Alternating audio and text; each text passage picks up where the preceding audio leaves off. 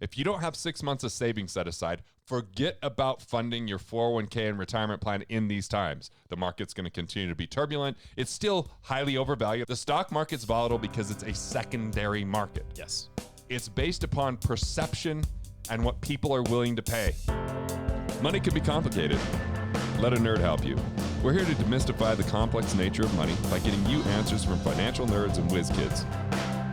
Welcome to Ask the Money Nerds, a weekly segment of the Wealth Labs podcast where we answer your most pressing money questions. USA Today just did a poll. People are more worried about their finances than their health amidst the coronavirus and the major downturn in the stock market.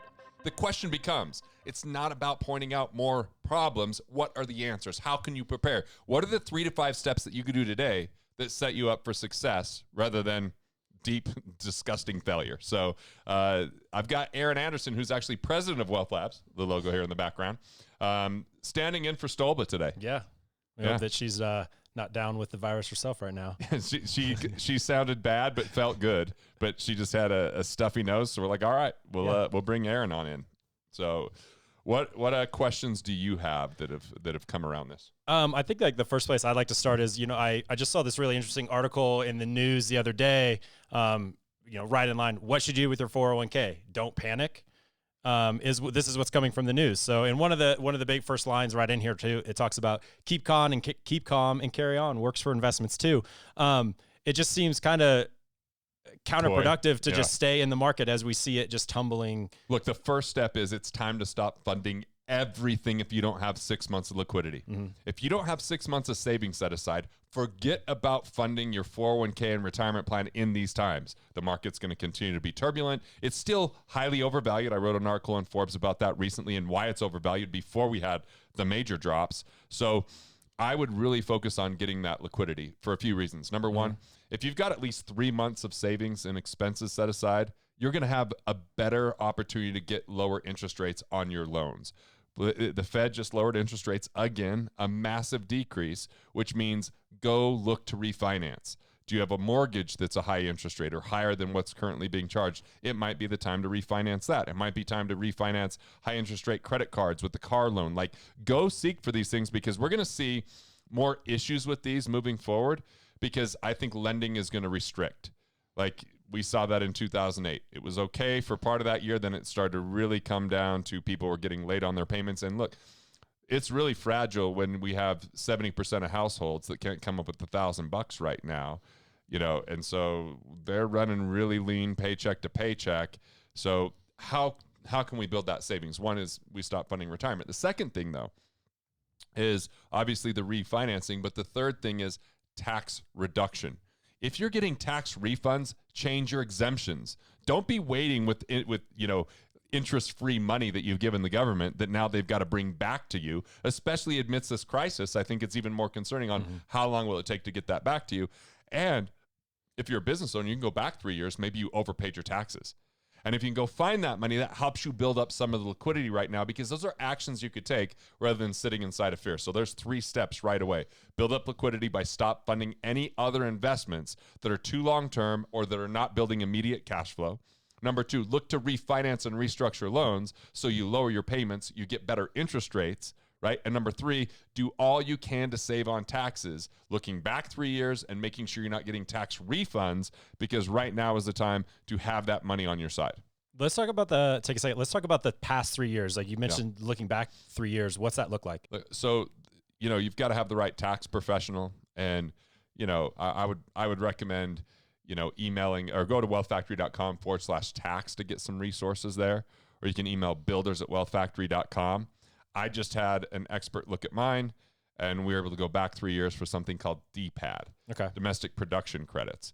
Because I'm an author and I have researchers and we did that work and we made money on those books, we were able to go back and get some tax credits, right? There's R&D credits that are because people build websites or apps or things like that. And your time that goes into that could be going back and getting that. We saw people that were paying percentage of self-employment tax erroneously, right? After they'd maxed it out, and they were able to go back and amend and get that money back because they accidentally, because of an error on their accountant's part, were paying taxes that weren't needed to be collected. And so those are some examples where you can't go back as, yeah, you could pay your kids $12,000 a year and get a tax deduction for that. But if you didn't pay them last year, you can't go back and amend that. Basically, right? if you didn't do it, right. you can't say you did it all of a sudden. The Augusta rule, which is where you could rent out your home to your business, for example, write that off in your home, or even if you Airbnb your home for 14 days or less a year, you don't have to pay taxes on the income that comes in. But if you didn't know that last year, you're not going to be able to go back and do that because you didn't have lease agreements, because you didn't do the work.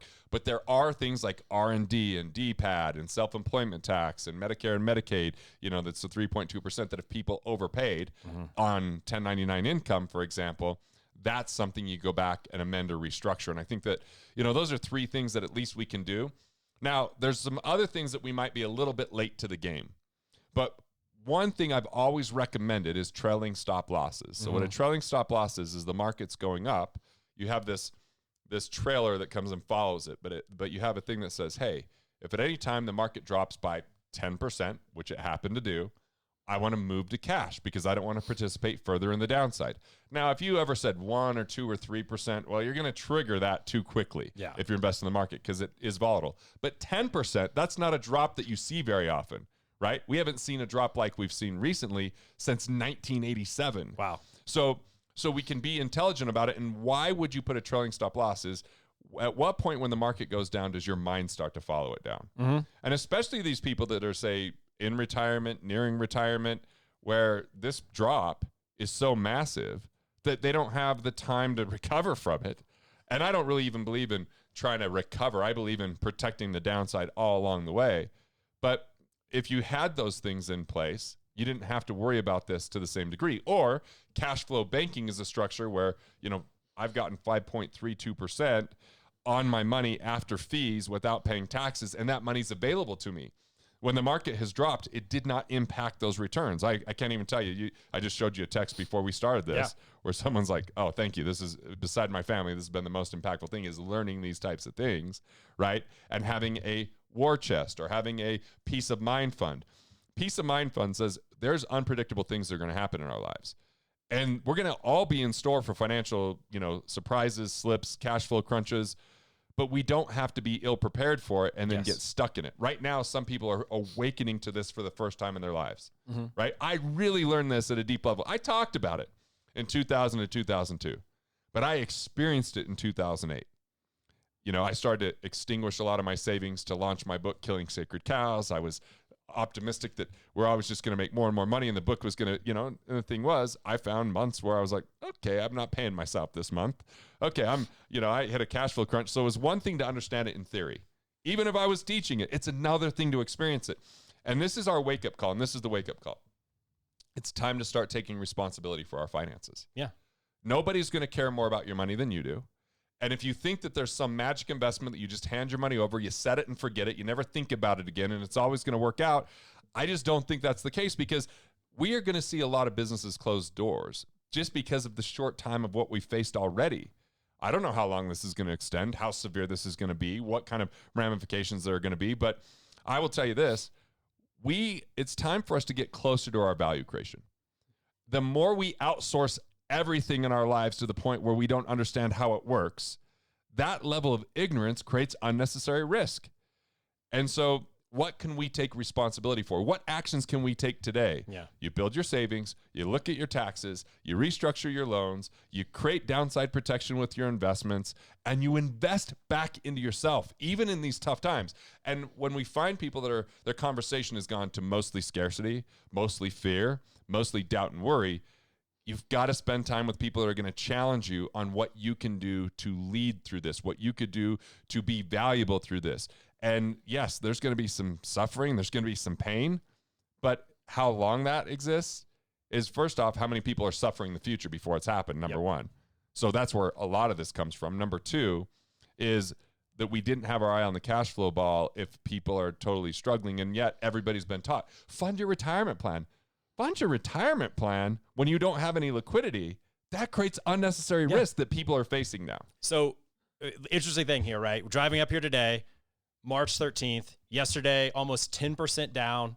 The Dow was down that much, almost 2,500 points. I think it was the second biggest swing in a single day that we've ever seen in the market. And I'm talking to my parents, and they're talking about losing almost 6 figures in the past couple of days. And the thing that they call their investment advisor, who ironically is their next door neighbor, and what he said was not advice. When my stepdad asked, hey, how bad is this going to be? He goes, as bad as the media wants to make it, which is really interesting to hear from an investment advisor, that he's not giving him any advice what to take. It just kind of always seems like, hey, when your investments go down, you're like the captain going down with the ship. And let's face it, hedge funds sold positions that made money. Yes. And yet people are talking about losing money. No, this is a massive transfer of wealth. Yes. I wrote an article in Forbes that I mentioned earlier that talks about that 10% of the people in the market get 84% of the gain. Yeah. 10% of the people get 84% of the gain.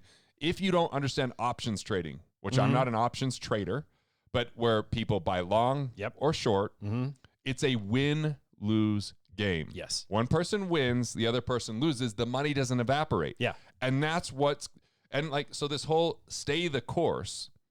Well, what if the course was the wrong course? That's fundamentally what I want to challenge people on. Here's the real course. Step 1, automatically have to pay yourself moving forward. Set up a separate account, pay money into that account before you pay everything else. Number 2, build at least 6 months of liquidity. In order to get there, number 3, let's find places to discover money. Did you overpay on tax? Are you overpaying on interest? Do you have investment fees that are robbing from you? Do you have insurance costs that are duplicate coverages or improper structure? Let's find money to help you get there. Yeah. Right? Then when it comes to investing, the first thing to invest in is making more money, becoming more productive in society, finding your best path of value creation, discovering the career that makes the most sense. Then it's keeping more of that money. See, people are skipping those steps and going right to where to invest their money. Yeah. They jump quickly into cryptocurrency or into the hot stock market when it's doing well, or into things that they don't know. Why will it work? Why won't it work? Where could it lose? And here's the different formula. Start to make money on the buy. There's going to be such amazing deals where businesses are going to sell for very cheap. Totally.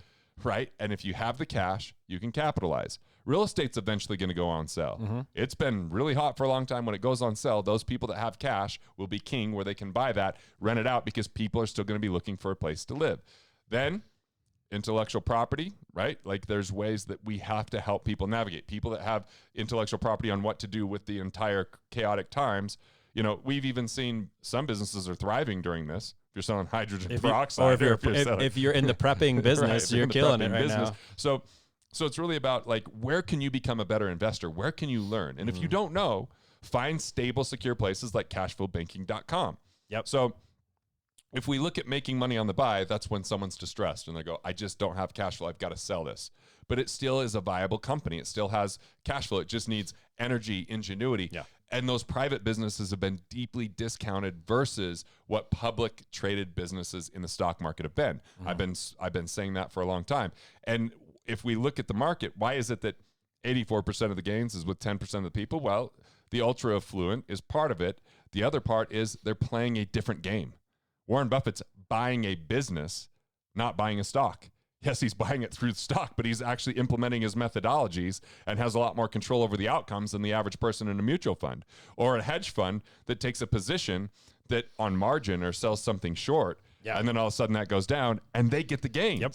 Right. And then the person that's just putting money in every month, dollar cost averaging, invest for the long haul, they're getting skimmed by, high speed computers through flash trading. Yep.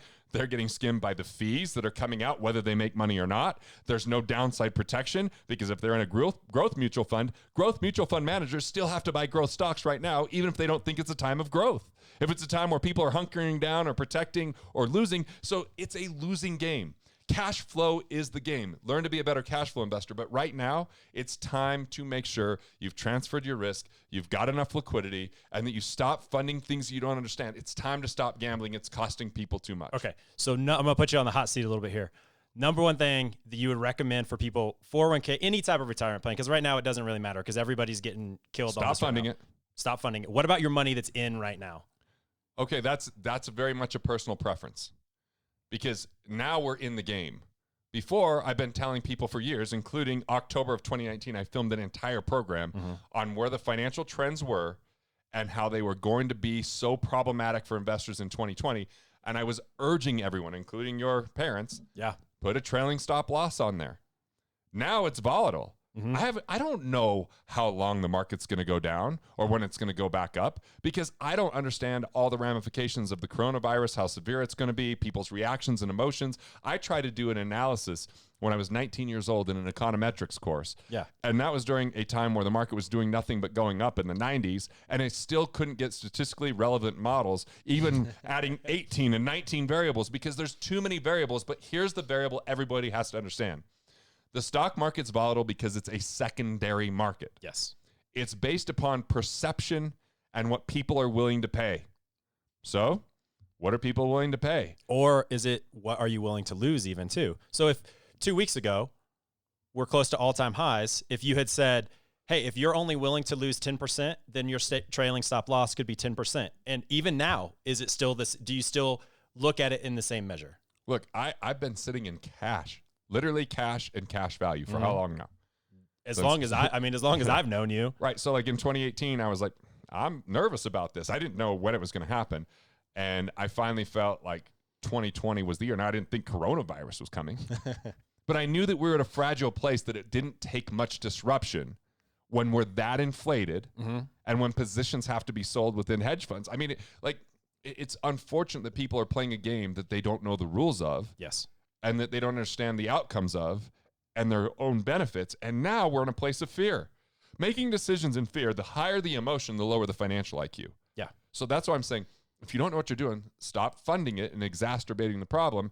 Build your savings and liquidity. Do the things you can control, like refinance. And if you don't have the good credit score, watch our videos on credit, and that'll help you out. Yeah, there's a Right. ton of stuff that we can We've do. put out a lot recently that are very current. So it's really about, take the time that you're normally in panic and fear, take care of your health, and then take care of your finances by watching this, because being stressed about finances is just going to make the matters worse. Yeah, totally. All right. So there you have it. We've given you some specific steps. Step number 1, start building your savings. Stop funding retirement plans that are locked away, that are volatile, that are creating scarcity for you. Number 2, refinance. Interest rates are extraordinarily low. If you need to improve your credit score above 760, that can help you get better loans. Number 3, save on tax. Can you go back 3 years and find out you overpaid and get that money, so that'll help you out? Or can you stop overpaying on your taxes and getting a refund so you have that cash in your hands right now? And then the next pieces after that are more, what are you going to do with your investments? That's your choice. Is there downside protection that you can create? That's a big question. What can you do right now to add more value in the world? We're sitting there and we've been filming videos today on, hey, those people with podcasts that have their tribes in panic of what to do, we're uniquely qualified to help them navigate this. And we're doing more virtual things because a lot of the physical events that I would normally be speaking at are canceled. I'm doing more writing. I'm putting more out there to support people in chaotic times. How can you be a leader through this? How can you focus on value creation instead of getting really stuck in scarcity and becoming more selfish than you'd like to be? And now is the time to focus on cash flow instead of accumulation. Now it's time to determine what type of investor you're going to be, because this is a painful situation for so many people that have worked hard, that were doing all of the best that they knew how to do, that were trying to do the right things, and then now they're finding out maybe it wasn't all it was purported to be. I know people are going to tell you, just wait for the long haul. And you know what? The market will eventually come back. How long will that take, and how much longer will it go down? When we had such a big run in the 90s, we had 3 straight years of down, from the 2002 all the way to 2008. Well, then we had another 3 straight years of down. We've had a bigger run this time as far as without a recession. We've had more people default or be behind 90 days on their car loans. It's time to figure out the value you can create in this world. It's time to protect yourself by building up plenty of liquidity. And it's time to make sure you're in productive conversations that add value instead of exacerbate fear.